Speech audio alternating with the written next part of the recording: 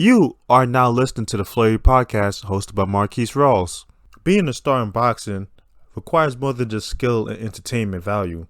How you're marketed in weight class also plays a big factor. Lighter weight classes has been taking over the sport in recent years, and there are a plethora of talented guys in the super featherweight class, but none scarier than Miguel Pachelt.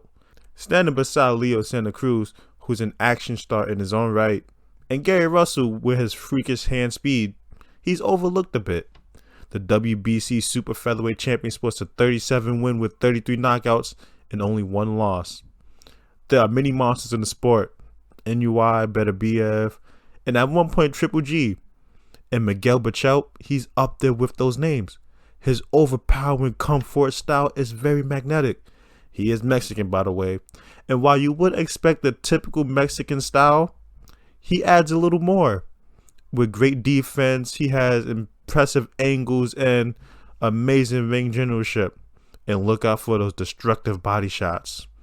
Watching him pound in the flesh of his opponents, like Jason Sosa in his latest bout, is what it looked like when the Greek mythology Cyclops trapped those men in the cave and devoured them one by one.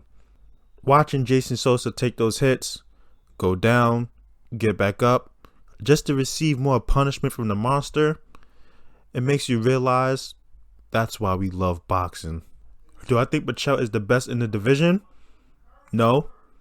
Gary Russell is more skilled than him, and Santa Cruz is a Tasmanian devil throwing non-stop flurries. Do I know that Pachelt can beat them both? Yes. Or at least has the greatest chance out of anyone in the division. Can Gary Russell stop the freight train of Pachelt? Will Leo Santa Cruz break down a stone-armored warrior Pachelt? One can dream. Those fights will happen, but if you aren't yet sold on Miguel Pachelt, maybe watch his knockout highlights on YouTube. And more news. We know Errol Spence is a must-see opponent for Terence Crawford. The animosity between them two fostered on social media. Now we see another potential opponent for the Omaha native, fellow Texan 154-pounder Jamel Charlo. An unknown start to a brief back and forth between the two sparked my taste for a fight between them. Charlo being the bigger man has the size advantage, but what would a fight between them look like? Charlo is a counter/power puncher, skilled in offense and really knows how to set up a great power shot.